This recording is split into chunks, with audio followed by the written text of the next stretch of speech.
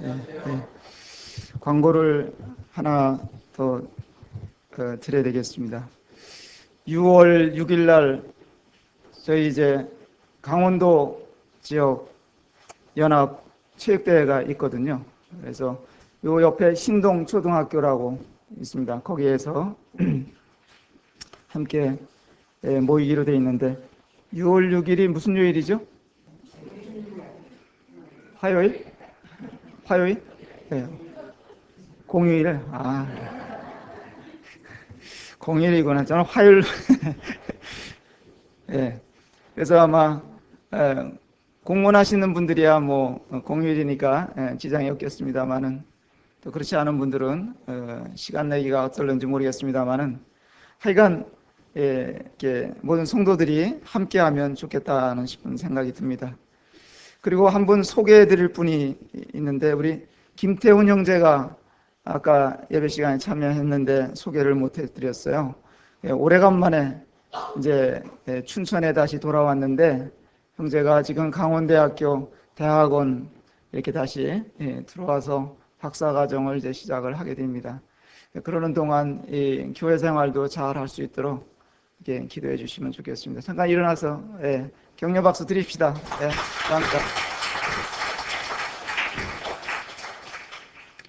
많이 변한 것 같아요. 아주 우람한 체격이 됐어요. 그래서 신앙 안에서도 견고한 삶을 살았으면 좋겠습니다.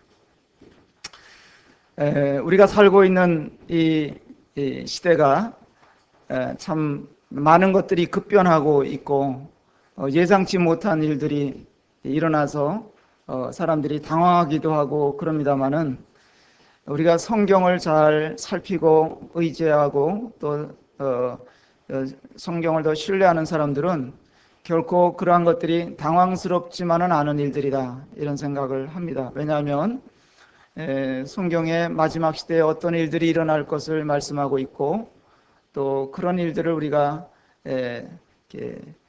예상할 수 있는 일들이라고 이렇게 생각이 그렇습니다. 그러나 또 예상치 못한 일들이 많이 일어나는 거예요. 예를 들어서 날씨가 그 중에 하나인 것 같습니다. 이렇게 5월 달에 엊그저께 속초가 34도 올라갔다 그래요. 참 아주 폭발적인 이런 기온 상승이 되어지는데 하여간 이럴 때 건강들 잘 챙기시면 좋겠습니다. 그동안 제가 몇 차례 그 골로새서를 교재를 이렇게 간헐적으로 나누다가 마무리를 못 짓고 이렇게 지나갔습니다. 그래서 오늘은 골로새서 마지막 장 4장에 있는 말씀을 좀 함께 나누고자 합니다.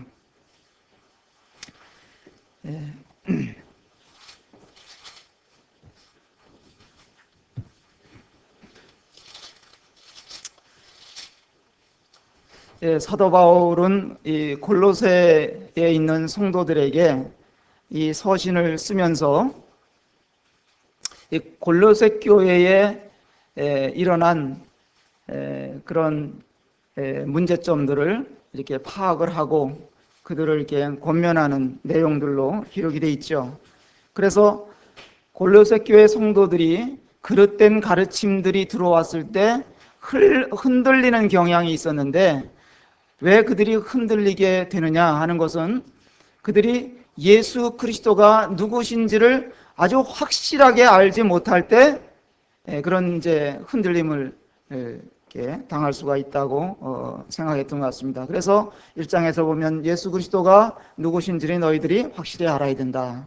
그분은 창조주이시다. 그리고 우리를 흑암의 권세에서 건져내셔서 사랑의 아들의 나라로 옮기신 분이다. 또 그분은 보이는 것들과 보이지 않는 것들을 다 만드신 분이다. 이런 것들을 이제 그들에게 설명해 주면서 바로 무엇보다도 핵심적인 것은 예수 그리스도는 교회의 머리가 되시는 분이다 하는 것을 그들에게 가르침을 주었습니다. 또 2장에 가서 보면은 감사함을 넘치게 하고 또 믿음에 굳게 서서 그리스도에게 뿌리를 박아야 된다. 이런 이제 내용들을 말씀하고 있고요. 3장에서는 위의 것을 찾아라. 아까 이제 우리 사회 보는 형제가 잠깐 얘기했지만 사람들은 이렇게 영원하지 않은 것에 이렇게 목숨을 걸고 또 올인을 하는 경우가 있는데 땅의 것에 연연하지 말고 위의 것을 찾고 위에 계신 예수 그리스도를 바라봐라. 그런 말씀도 3장에는 기록이 되어 있습니다. 그래서 하나님의 관심과 사람의 관심은 다르죠. 사람들은 일시적인 것에 이렇게 끌리게 되어 있습니다마는 하나님께서는 사람들의 영혼의 문제, 또 우리의 영원한 삶에 대한 문제, 이런 것에 하나님은 관심이 있으신 거예요. 그래서 마지막 이 4장에 가서는 권면하기를 이제 2절의 말씀에 보니까 기도를 항상 힘쓰고 기도에 감사함으로 깨어 있으라 하는 말씀으로 마지막을 이렇게 장식을 하고 있습니다.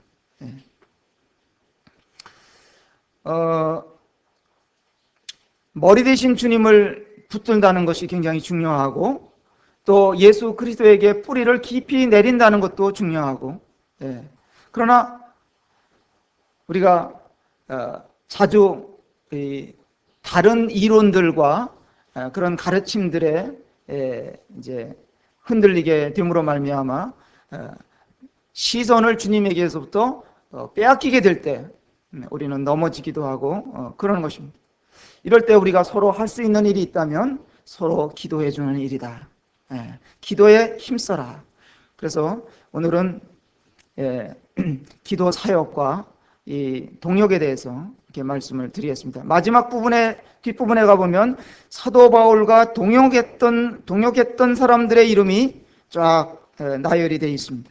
그래서 이런 것들을 좀 정리해서 살펴보고 매듭을 짓도록 이렇게 하겠습니다.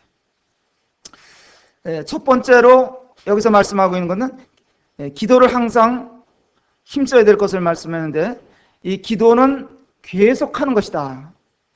기도는 한두 번 하고 마는 것이 아닙니다. 우리가 가장 할 수 있는 일들 중에 가장 중요한 영적인 일을 꼽으라면 기도하는 일이다. 그렇게 말씀드릴 수 있습니다. 근데 저 자신부터도 이렇게 가만히 생각해 보면 참 기도를 잘 안 한다. 그런 생각을 지울 수가 없어요.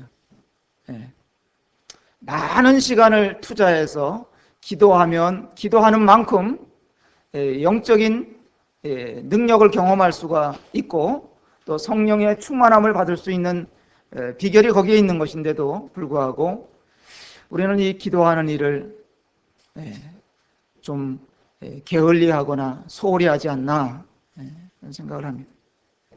어떻게 기도하는 것이 많이 귀찮으세요? 그래서 대충 하고 지나가십니까?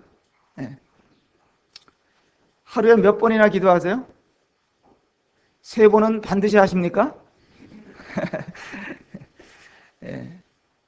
밥상 앞에서는 하려고 애쓰시지만은 그것을 기도했다 그렇게 생각하기는 쉽지가 않죠. 근데 우리가 어떤 때 기도하게 됩니까? 간절히 기도할 때는 어떤 때 간절히 기도하게 돼요? 내가 위급할 때, 그죠? 어디가 아프다든지 또 가정에 문제가 생겼다든지 사업에 어떤 문제가 왔다든지 이럴 때는 하나님 앞에 정말 기도하지 말라 해도 간절히 매달리는 경향이 우리에게 있습니다. 근데 주님이 지난 날을 돌이켜보면 기도를 이렇게 한 것을 이렇게 생각해 보면 주님이 응답해 주신 것들이 너무 많죠. 그죠? 돌이켜 보면 주님이 우리들의 기도를 다 응답해 주셨어요. D.L. 무디가 아주 끈기 있게 기도하는 그런 고백을 했는데, 근데 그가 평생 살아생전에 3사람을 위해서 기도했다가 그 응답을 못 받고 주님 앞으로 가셨대요. 근데 그분이 떠난 다음에 그 세 분이 다 구원받았다. 그런 일화가 있습니다. 그러니까 우리는 포기하지 말고 이런 중보 기도도 해야 되는 거고, 그렇지 않나 하는 생각을 해보게 됩니다.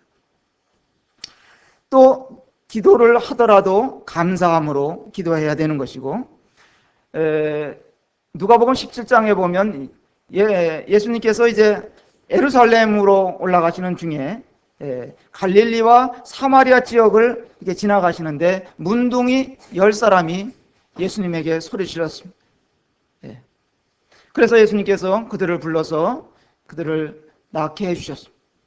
근데 그 10사람 중에 예수님에게로 다시 돌아온 사람은 몇 사람 뿐입니까? 돌아와서 감사한 사람은 사마리아인 한 사람 뿐이었습니다. 이렇게 감사하는 것 중요하고, 이 전도하는 것도 중요하고, 또 말씀 전하는 것도 중요한 일이긴 하지만은 이 기도는 내적인 사역입니다. 여기 계신 형제 자매님들이 이 자리에 강단에 쓰실 수 없다 할지라도 여러분들이 중요한 사역을 할 수 있는 것이 있다면 그건 기도하는, 한번 조금씩이라도 더 늘려보고 조금씩이라도 더 기도할 수 있는 그 범위를 넓혀보시고, 내 가족만을 위해서 기도하지 말고 또 이웃을 위해서 기도하시고 또 많은 일꾼들을 위해서 기도하시는 이런 영역을 넓혀가시면 여러분들은 참 훌륭한 사역을 하시는 것이 되는 것입니다. 그래서 이 기도하는 것은 눈에 잘 띄지도 않고 힘든 일이기 때문에 사람들이 이 기도하는 일을 소홀히 하는 거예요. 그리고 자꾸 미루는 거예요. 야, 오늘 못하면 내일 하지, 뭐 이런 식이 되기가 쉽습니다. 그 다음에 3절 말씀해 보니까 사도 바울이 또 뭐라고 얘기하냐면, 또한 우리를 위하여 기도하되 하나님이 전도할 문을 우리에게 열어주사 그리스도의 비밀을 말하게 하시기를 구하라. 이런 부탁을 하는 것입니다.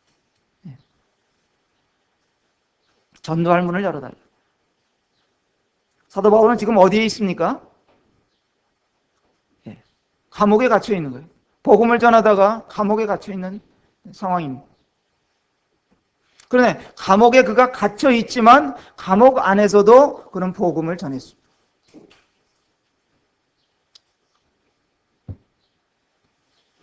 우리에게도 이 전도의 문이 필요하죠. 누군가가 말씀을 들을 수 있는 이런 갈급한 준비가 되어 있는 영혼이 있다면 주님이 우리 그런 영혼들을 만나게 해주실 때 우리가 복음을 전할 수 있습니다.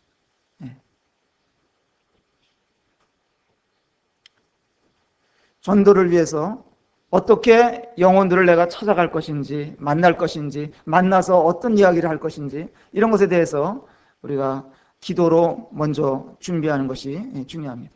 그래서 우리가 이제 머지않은 시간에 전도 집회를 해야 되는데, 이것을 위해서 이제 기도가 필요합니다. 미리 준비하셔야 돼요. 나는 누구에게 이 집회에 초청을 할 것인가? 미리 우리가 준비하지 않으면 닥쳐서는 할 수가 없습니다. 그래서 사도 바울은 전도할 문을 위해서 기도해달라, 이런 기도 부탁을 하는 것입니다. 지금도 우리 형제님 한 분이 3층에 구도자를 모시고 가서 이렇게 복음을 전하고 있습니다.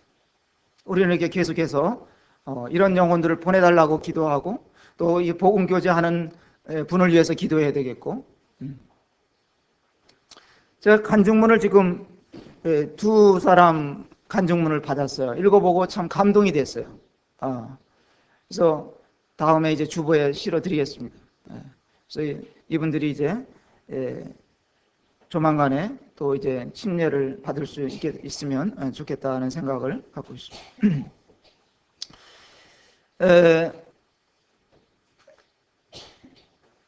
주님께서 제자들에게 그런 말씀도 하셨어요. 추수할 일꾼들을 위해서 기도해라.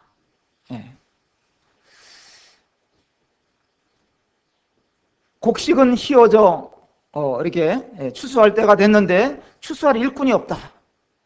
그러면 성도님들이 기도할 제목 중에 하나는 우리 영혼들을 만나서 전도해서 주님에게로 이렇게 인도할 이런 일꾼들을 많이 일으켜달라고 기도하는 것도 중요한 일이에요. 제가 이제 구체적으로 이런 것들을 좀 말씀을 드리는 것입니다.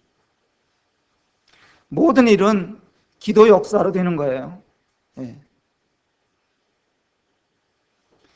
이것을 알면 전도하는 사람도 이게 높아진 마음을 갖고 하지 않게 되는 것입니다. 내가 잘하는 것이 아니라 이런 전도에 내가 기도의 후원을 받아서 전도할 수 있는 거구나. 그럴 때 주님이 영광을 받으시는 것이고, 이것을 모르면 내가 잘해서 영혼을 주님께로 인도했다. 또 내가 열심히 하고 내가 잘해서 내가 은사가 충출해서 이 교회가 세워진다. 이런 착각을 안 하게 되는 것입니다.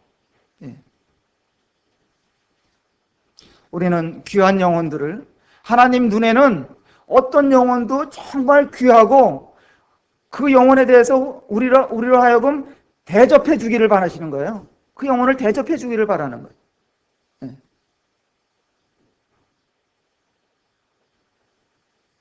누군가를 내가 이런 한 영혼을 정말 대접하기를 원한다는 소원을 가지고 기도할 때 주님은 그런 기도는 다 들어주신다고 지난 시간에도 말씀을 드렸습니다. 그 다음에 여기 말씀해 보면 기도에 항상 힘쓰고, 그러니까 이거 그냥 저절로 되는 게 아니기 때문에 힘쓰라고 말씀하신 거고, 그 다음에 감사함으로 깨어있으라. 기도는 깨어있게 하는 각성제가 되는 것이죠. 영적으로 조는 사람들이 많습니다. 이 시대에. 그냥 보면 열심히 잘 사는 것 같은데 영적으로 보면 조는 거예요. 그 배경에 보면 말씀도 잘 대하지 않죠. 기도도 잘 안 하는 이런 상황에 있는 분들이 영적으로 조는 것입니다. 사탄은 늘 활동하고 있기 때문에 우리가 조심해야 하는 것이죠. 우리는 늘 반복해서 실수도 하고 연약에 빠질 수 있습니다. 그러나 그럴 때마다 우리가 다시 주님 앞에 나아가고 기도하고 또 일어나면 또 걸을 수 있는 거예요. 베드로전서 5장에 보면 근신하라, 깨어라. 너희 대적 마귀가 우는 사자같이 두루 삼킬 자를 찾아다닌다 그랬어.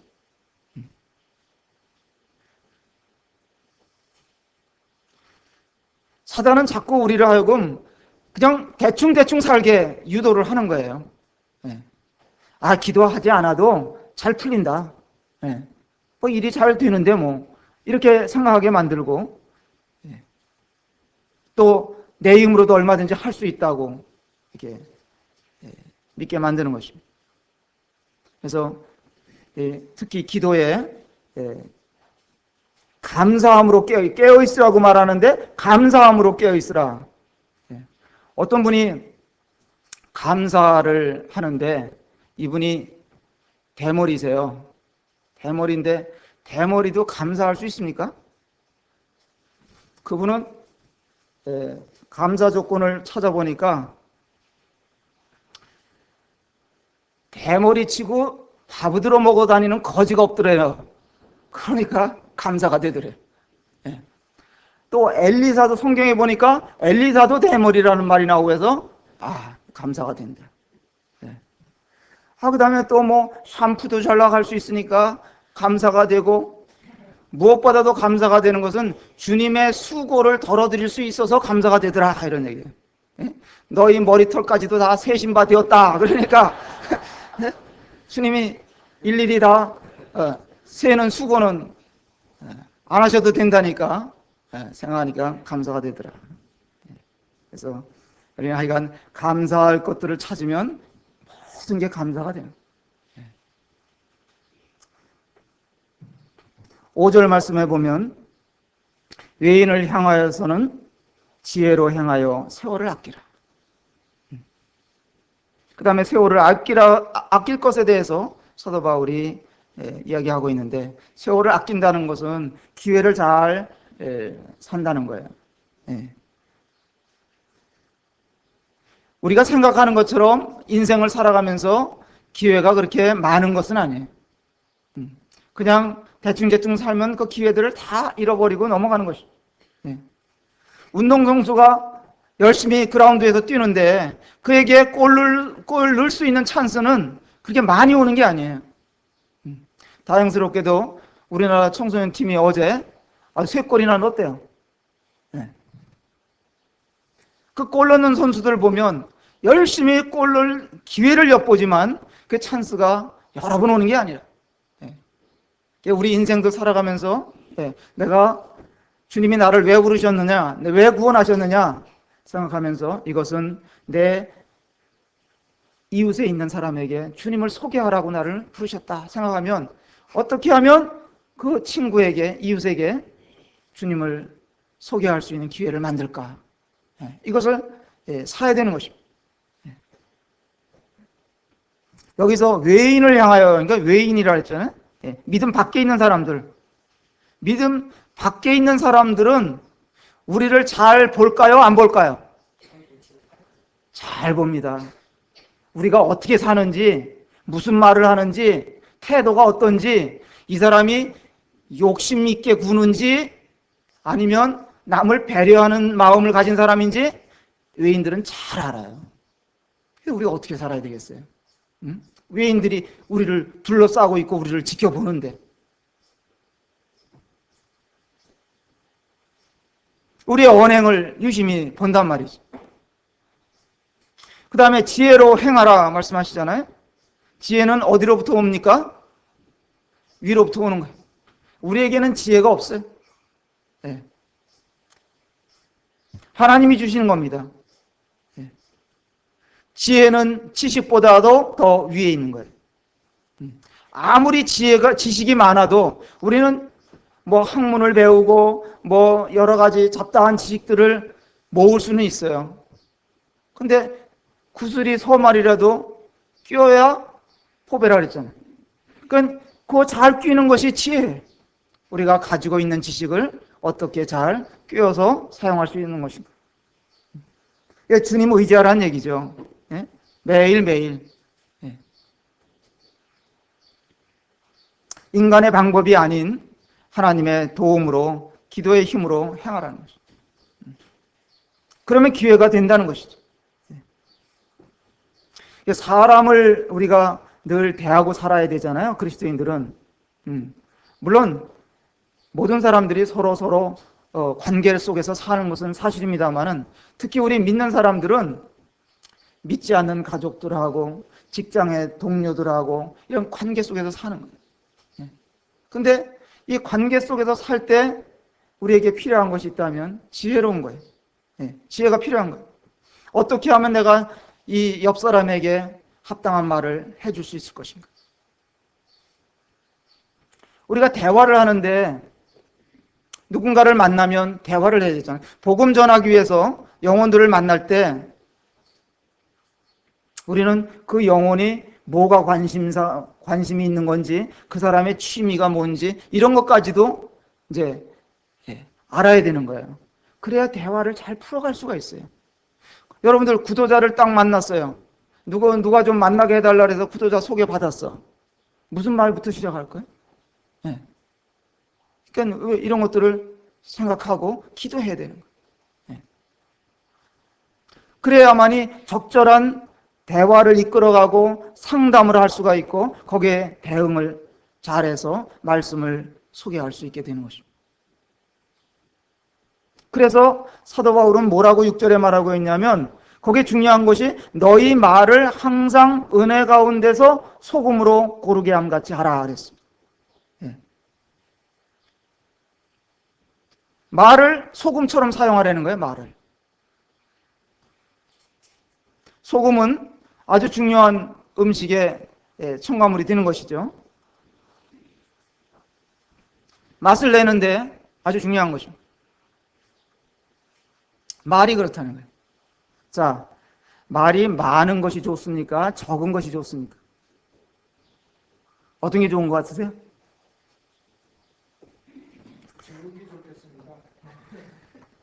예, 적절히 적으면 좋겠죠. 근데 너무 말이 없어도 힘들어.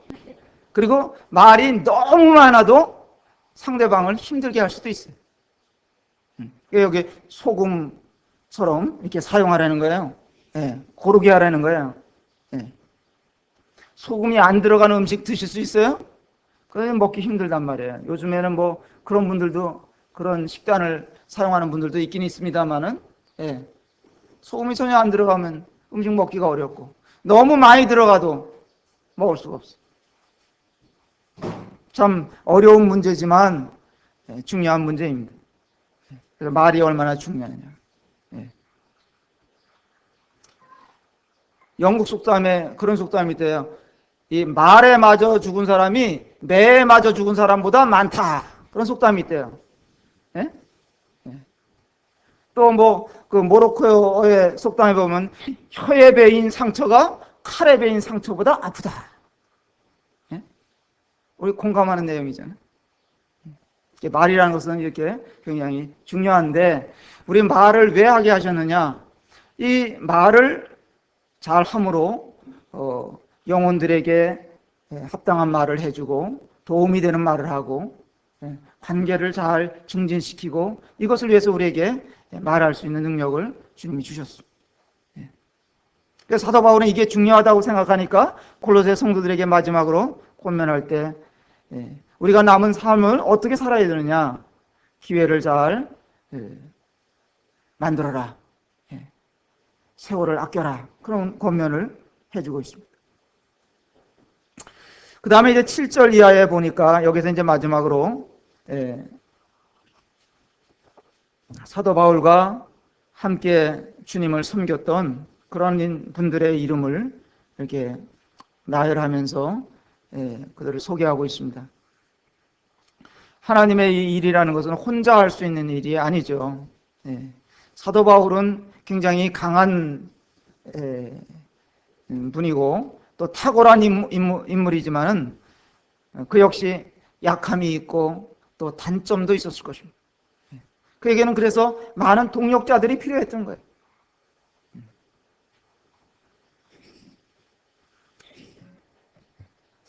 먼저 7절에 나오는 인물을 보면 두기고가 나옵니다.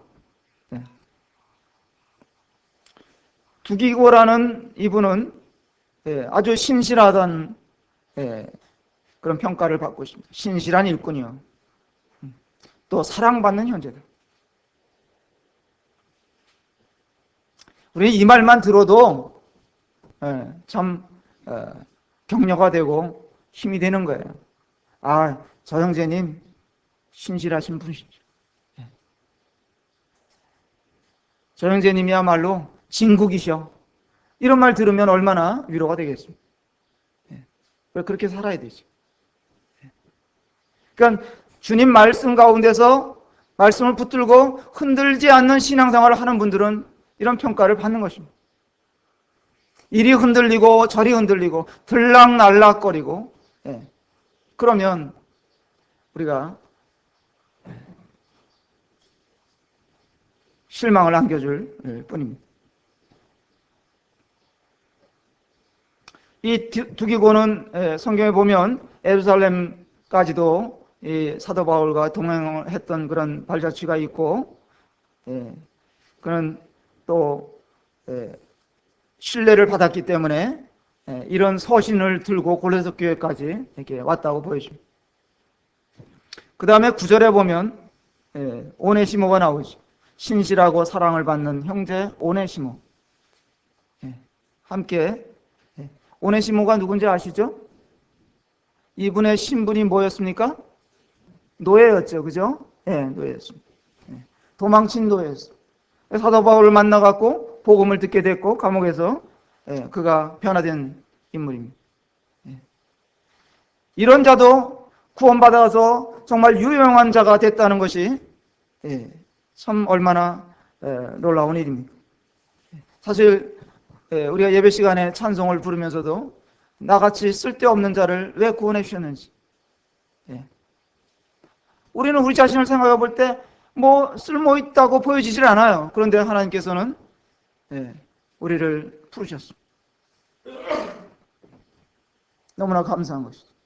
그 다음에 10절에 보면 누가 나옵니까? 아리스다고. 이분은 아마 데살로니가 출신인 것 같은데 예루살렘에서부터 로마 항해에도 동행했던 분입니다. 귀한 동역자이죠. 그 다음에 마가가 나옵니다. 마가는 바나바의 생질이죠. 마가 하면 어떤 기억이 있습니까? 한번 중도에서 전도여행 갈 때 포기했던 분이죠. 그죠? 예. 너무 어려서 그랬는지 어쩌는지 모르지만은 사도 바울이 전도여행 갈 때 그 길이 너무나 험하고 어렵다고 생각이 되어서 중도에 돌아가 버렸습니다. 이 일로 인해서 바나바와 바울이 심하게 다투었습니다. 그런데 이분이 다시 회복을 받았습니다. 다시 돌아왔어요. 사도 바울에게 요긴한 동역자가 됐습니다. 그래서 그가 이 마가복음 복음서도 기록하게 됐고 참 놀라운 일입니다. 우리도 넘어질 수가 있고 실수할 수가 있습니다. 그러나 다시 일어나고 다시 돌아오고 제자리를 찾아가는 것이 중요한 것입니다. 그 다음에 거기 유스도, 누가, 데마, 아키포 이런 사람들이 나오는데요. 데마 하면 또 어떤 기억이 나요? 마가랑 비슷한 사람이죠. 중도에 신앙을 포기했던 사람이에요. 근데 마가는 돌아왔다는 소식이 있는데 데마는 돌아왔다는 소식이 없어요. 너무 안타까운. 세상을 사랑해서 갔다는 말만 있지 그가 다시 돌아왔다는 내용을 성경에서 볼 수가 없어서 안타깝습니다.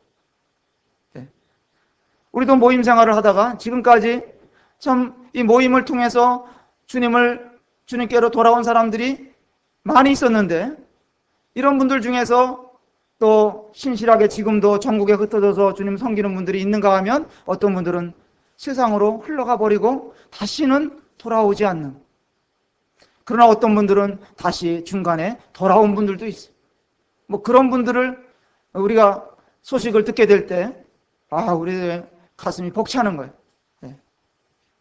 떠나갔을 때는, 세상으로 빠져버렸을 때는 너무 안타까워서 기도하다가도 포기해버렸지만은 그가 어느 날 다시 돌아왔다는 소식을 듣게 될 때 우리 마음이 기쁜 것입니다.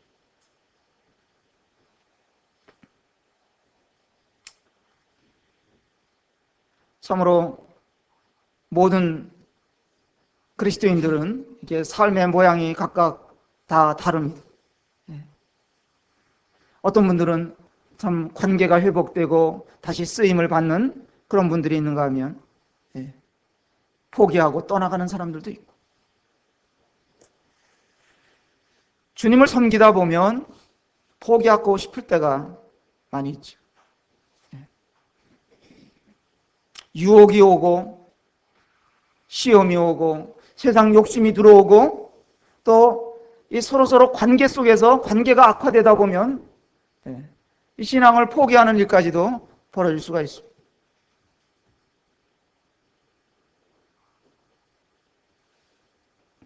주님을 따르는 데 있어서 포기했던 제자들을 기억할 수 있죠. 예수님이 십자가에 못 박히시니까 제자들이 주님 다 버리고 갔어요. 요한복음 마지막 장에 보면 시몬 베드로도 주님을 포기하고 갈릴리로 에라 고기나 잡으러 가자 그리고 가버렸는데 주님이 찾아와 주시잖아요.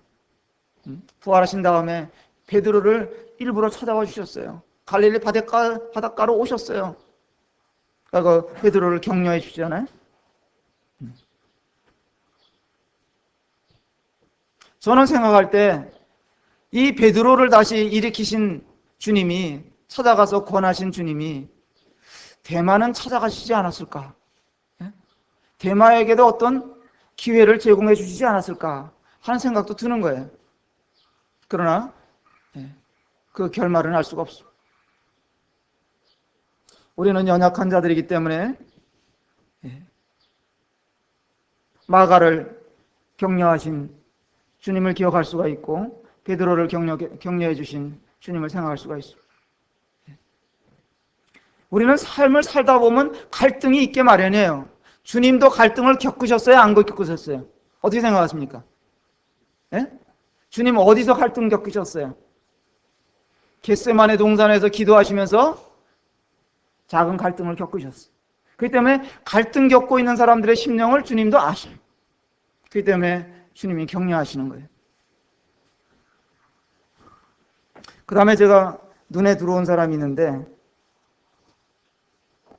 15절에 보면 라오디게아에 있는 형제들과 눈바와 그 여자의 집에 있는 교회에 문안한다. 그런 내용이 있습니다. 눈바. 그 여자의 집에 교회가 있었어요. 재미난 표현이죠? 교회가 어디에 있어요? 이 여자의 집에 있다. 이렇게 표현되어 있어요. 그러니까 교회를 건물로 생각하는 사람들은 이런 말씀이 좋죠. 어떤 분이 저희 모임에 나오는 부부가 최근에 안 나오시잖아요. 안 나오는 이유를 대시는데 왜 교회라는 간판을 걸었냐 이거예요. 그러면 뭘로 걸어야 됩니까? 그러니까 모임이라고 걸어야지. 그럼 제가 그랬어요. 그럼 모임이라 그러면 사람들이 어떻게 이해할까요? 개 모임인지 이게 무슨 모임인지 알 수가 없잖아요. 그래도 성경에는 그렇게 돼 있대요. 모임이라 불러낸 무리라고 돼. 에클레시아를 얘기하더라고요.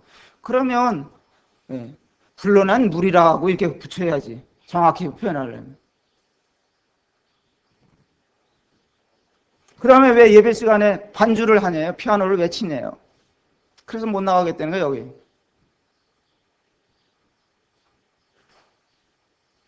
또 말씀 시간에 왜 혼자 다 전하느냐요? 고린도전서 14장을 들이대면서 거기 두세 사람이 사설을 따라서 예언을 하고 그렇게 돼 있는데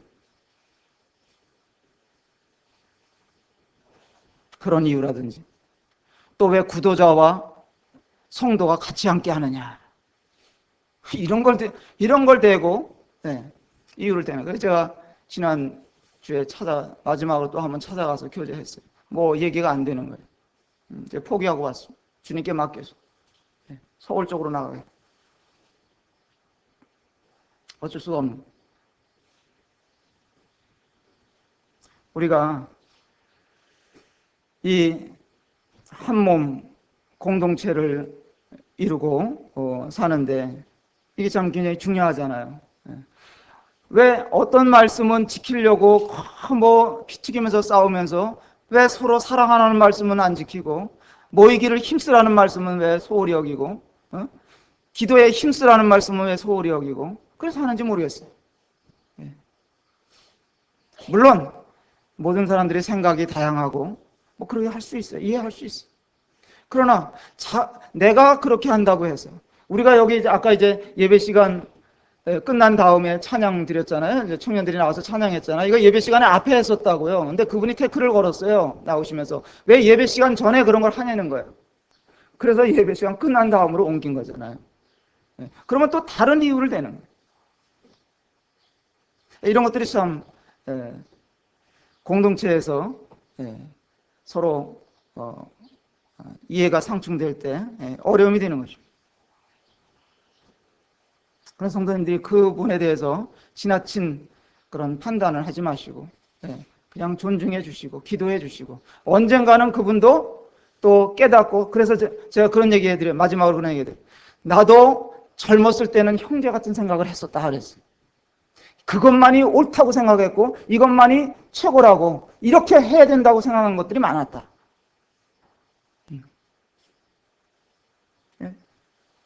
또 어떤 것을 계기로 인해서 깨달을 수가 있겠죠. 그럴 때는 다시 교제권으로 돌아왔으면 좋겠습니다. 여기 눈바 여인의 집에 교회가 있었다. 여인들이 이 주님의 일에 동역한 경우가 많습니다. 루디아가 그랬죠. 또 마가의 어머니 마리아, 자기 집을 개방해서 모임 장소로 제공하고 기도처로 제공하고 그랬습니다. 또 브리스가가 있었습니다. 사도 바울의 동역에 아주 중요한 역할을 한 분이죠. 또 약간의 문제를 일으키긴 했었습니다만은 유오디아나 순두개 같은 빌립보서 4장에 나오는 이런 인물들도 이런 분들도 귀한 일꾼들이었을 것입니다. 여인들이 동역을 잘했습니다. 여인들의 동역이 없이는 주님의 일을 할 수가 없는 것이죠. 돕는 배필로 주신 거예요. 만약에 그 질서를 뒤집거나 이렇게 하면 문제가 생기는 것이고,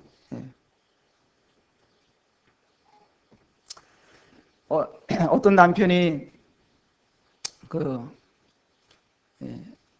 집에 돌아오니까 아내가 TV를 보고 있더래요. 그래서 여보, 나 지금 배고프니까 빨리 밥 줘. 그러니까 줄 생각을 안 하고 보던 거 요거 마주 보고 해준대요. 그래서 남자가 화가 나가지고 당신 밥 빨리 안 차려주면 나 나가서 사 먹을 거야. 그랬더니 아내가 잽싸게 여보 5분이면 돼. 그래요. 그래서 5분이면 밥이 된다는 거야? 뭐야? 그랬더니 아니 그게 아니라 5분이면 내가 옷을 바꿔 입을 수가 있어. 같이 가서 사 먹자. 그래.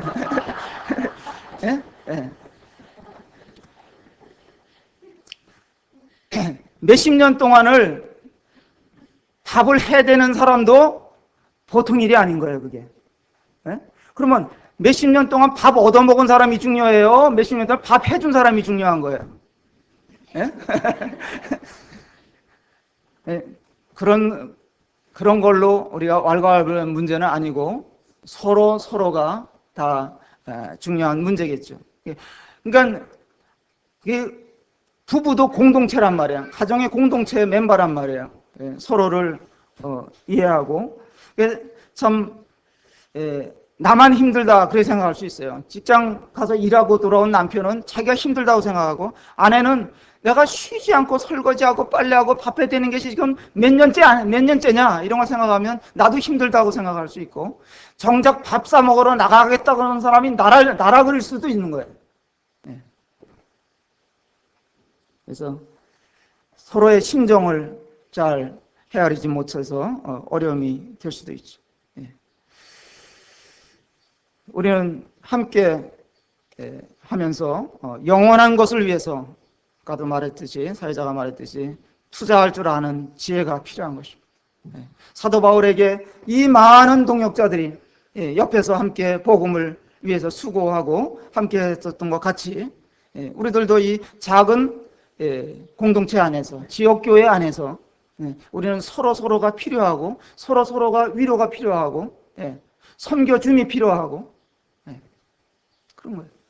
이럴 때 주님이 영광을 받으시는 거고 복음의 진보가 이루어지는 것이고 복음의 문이 전도해야 할 문이 열리는 것이고 우리가 함께 기도하게 될 때 서로를 위해서 기도하게 해주게 될 때 주님이 영광을 받으시고 성령님께서 역사하시게 된다고 믿습니다.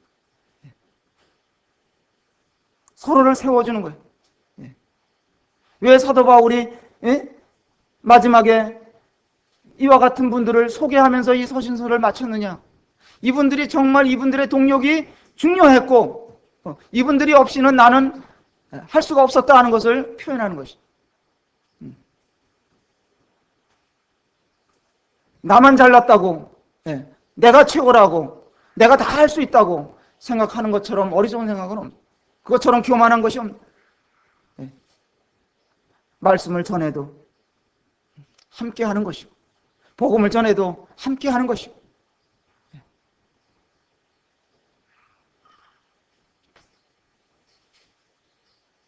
공동체라는 말들을 잘 사용하죠. 예. 그러니까 그건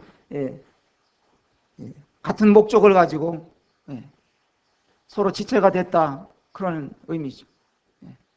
우리는 서로가 다 달라요. 생각도 다르고 성격도 다르고 모든 은사도 다르지만은 우리의 목표점은 하나인 거예요. 그것을 향해서 여럿이 함께 어우러져서 그 길을 가는 것이죠. 이게 진정한 교회인 것이고 지체인 것이고 몸인 것이고, 이 원리를 우리가 이해하면서 좀 더 지치고 힘들 때 서로 힘이 되어주고 위로해주고 이끌어주고, 가다 보면 넘어지는 성도들도 있고 주저앉아 있는 성도들도 있고, 그러니까 참 운동 경기를 보다 보니까 상대 선수가 넘어져 쓰러져 있는데 상대 팀이 와서 다리를 뭐 쥐나는 것을 이렇게 해주고 일으켜 주더라고요. 같이 뛰자고. 같은 동료가 아닌데. 근데 우리는 하나잖아요. 한 몸에 속해 있잖아요. 제가 그 형제님 보고 그런 얘기 했어요. 형제는 한 지체가 아니라고 생각한다고 해서 한 지체가 아닌 게 아니다 그랬어요.